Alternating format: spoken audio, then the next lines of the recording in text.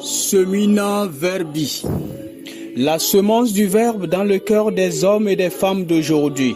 Homélie du 5e dimanche du temps ordinaire, année A, par l'abbé Christophe Larrey, prêtre du clergé diocésain de Dapang au Togo.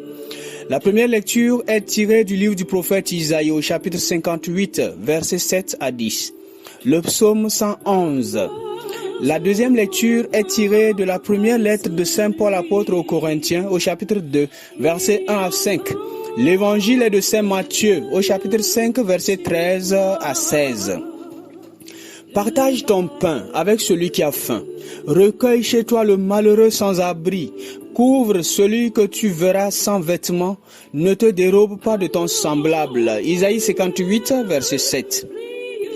Oui, bien-aimés du Seigneur, dimanche dernier, la parole de Dieu nous invitait à un dépouillement de soi pour avoir un cœur pauvre et humble, afin d'être à même de chercher le Seigneur, de jouir de Dieu par une vie de bonheur venant de lui.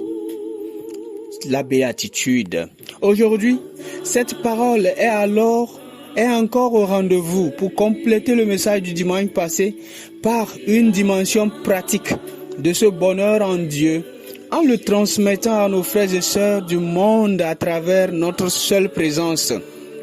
Une présence agissante, une présence qui partage son pain avec la famille, une présence qui recueille le malheureux dans sa maison, une présence qui habille celui qui est nu, une présence qui est un soutien indéfectible pour son semblable. Cette exhortation du prophète Isaïe naît du retour de l'exil du peuple d'Israël qui se trouvait inquiet de ne pouvoir retrouver sa splendeur et de son influence d'autrefois. Parce que, à cause de l'exil, ils sont émiettés, ils sont dépossédés, ils n'ont plus rien, même pas leur dignité. Puis, inquiet aussi de n'être plus accompagné par Yahvé son Dieu, alors que ce fut une promesse permanente, que Dieu serait toujours avec lui, que lui, Israël, serait la lumière des nations. Et pourtant, le peuple a l'impression de marcher dans la nuit, d'appeler le Seigneur en vain. Où est-il donc ce Dieu? La réponse d'Isaïe est simple et se résume en des hypothèses nécessaires à la présence de Yahvé, lumière de son peuple. Si, je cite, « Si tu fais disparaître de ton pays le joug, le geste de menace, la parole malfaisante, si tu fais disparaître le geste de menace, la parole malfaisante, si tu donnes de bon cœur à celui qui a faim, et si tu combles les désirs du malheureux, la conclusion c'est que ta lumière, c'est-à-dire ton Dieu se lèvera dans les ténèbres, au milieu de toi. Et ton obscurité sera comme la lumière de midi. » Fin de citation. En effet, pourquoi y avait-il ce semblant d'absence du Seigneur au milieu de son peuple? C'est justement parce que l'injustice sociale avait encore élu domicile en Israël. Or, Dieu n'aimant pas l'injustice, se voit contraint de s'abstenir d'agir pour ne pas encourager les mauvaises actions de son peuple qui est censé être la lumière des autres nations. Cette idée se poursuit et se définit clairement dans l'Évangile où le nouveau peuple de Dieu est présenté comme lumière et sel de la terre. Les disciples rassemblés autour de Jésus sur la montagne viennent juste d'écouter les béatitudes, ce que nous avons entendu dimanche dernier bien sûr. Et comme pour les inciter à les mettre en pratique, Jésus poursuit son enseignement en les définissant comme sel et lumière. Le sel, nous le savons, donne du goût à toute nourriture fade. Il donne la saveur et rend à chaque repas sa nature propre. Il fait que les repas, ou bien le repas, est consommable. Un adage Moba dit bien, un adage de chez moi, dit bien que le goût du pauvre, c'est le sel. Car le repas du pauvre est tellement pauvre en constitution d'éléments nutritifs que seul le sel couvre ce manque par sa saveur. Ainsi, Jésus qui qualifie ses disciples de sel, les présente comme ceux par qui le monde trouvera sa nature, qui est d'être une créature pour Dieu. Il les présente comme un élément indispensable pour le salut du monde.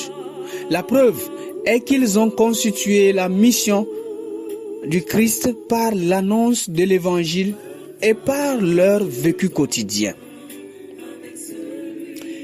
La lumière quant à elle, est faite pour éclairer.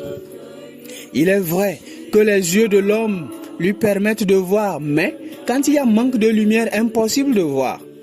Pour nous, Africains, surtout ceux qui ont comme moi, ou bien ceux qui comme moi connaissent le village, nous pouvons mieux valoriser la lumière parce que nous savons quelque chose des nuits autour du feu qui éclaire et rend à la nuit ce que l'obscurité lui enlève. Qualifier donc les disciples de lumière, c'est dire d'eux qu'ils sont des modèles, des gens par qui le monde doit voir.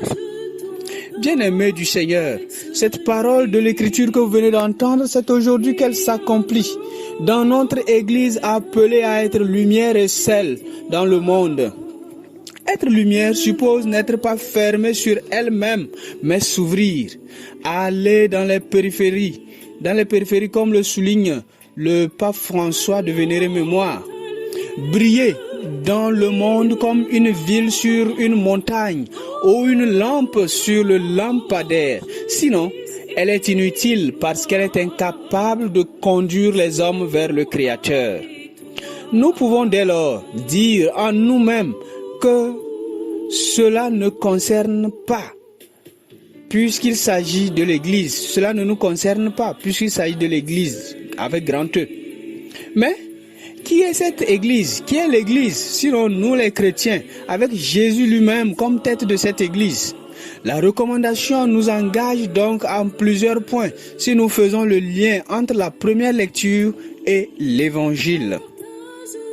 Une lumière qui éclaire et un sel qui donne goût au repas font référence à un généreux. La vie de générosité rend nécessairement compte de notre relation avec Dieu. Si pour nous, l'affamé, les sans-abri, les orphelins et les veuves ont une place privilégiée, c'est le signe que Dieu est dans notre vie. Le parti du faible est toujours la prise de position de Dieu et c'est cela même qui justifie sa toute-puissance. Pour nous chrétiens, travailler aux œuvres de Dieu serait évidemment refléter cette lumière et ce sel par notre générosité. Il s'agira de donner gratuitement notre éclairage, de donner gratuitement notre saveur à notre entourage. Cela s'appelle partager, c'est-à-dire donner une part de ce dont on dispose de bien. Partager. Une lumière qui éclaire et un sel qui donne goût au repas font référence à un juste. Un juste. Le juste ne commet pas d'injustice. Bon, c'est vrai, ça paraît être un pléonasme. Un pléonasme, c'est-à-dire une répétition dans la même phrase. Partant de ce principe, on peut comprendre qu'être lumière ou sel, c'est être objet pour d'autres, mais non pour soi-même. La lumière ne s'éclaire pas, mais éclaire l'entourage. Le sel n'est pas un repas à lui tout seul, mais il est fait pour assaisonner les repas. Autrement dit, pour donner de la saveur au repas. Autrement dit, pour nous chrétiens, nous sommes faits pour les autres. D'abord, parce que comme lumière, nous sommes faits pour éclairer. Ensuite, comme sel, nous sommes faits pour donner de la saveur. Ainsi, quiconque est lumière et sel ne peut se permettre d'être égoïste en gardant cela pour lui tout seul. Autrement, c'est de l'injustice, car l'on ne rend pas le service pour lequel l'on est prédisposé. Tout chrétien est donc appelé à répondre à sa nature de sel et de lumière dans son entourage par des bienfaisances. Quand on parle de bienfaisance, il ne s'agit pas de donner de l'argent ou bien de donner à manger seulement ou bien... Non. La bienfaisance commence d'abord par un bon sourire à l'autre qui lui fait dire « tu es aimé ». Il s'agira d'aimer les autres en leur faisant du bien. Évangéliser de nos jours revient exactement à cela, à vivre l'amour que nous prêchons, à vivre le Christ que nous annonçons, à apporter la joie aux autres par le partage des biens essentiels pour la survie des pauvres. Partage des biens essentiels. Et le premier bien essentiel, c'est la dignité de la personne humaine. Être donc la lumière du monde, c'est être concret, comme le prophète Isaïe. Partager le pain avec celui qui a faim, recueillir le malheureux, habiller celui qui est nu, bref, exister pour les autres. Prions. Seigneur Jésus, nous savons bien que notre lumière a souvent sa manière de briller, qui parfois fait obstacle à l'objectif principal de la lumière qui est d'éclairer. Aussi, le sel que nous sommes semble être jeté dans un très grand fleuve. Imaginez un peu de sel dans un grand fleuve, à quoi ça servira? Et n'arrive pas à donner du goût. Voilà ce que c'est notre sel, Seigneur. Parce que l'eau du fleuve coule et ce ne sont pas les mêmes eaux.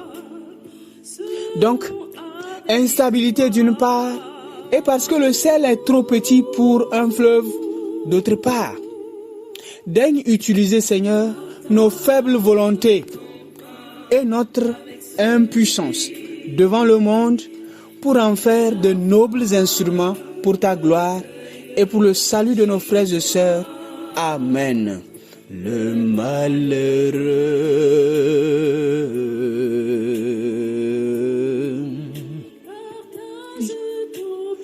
partage ton pain avec celui qui au fond recueille chez toi le malheureux.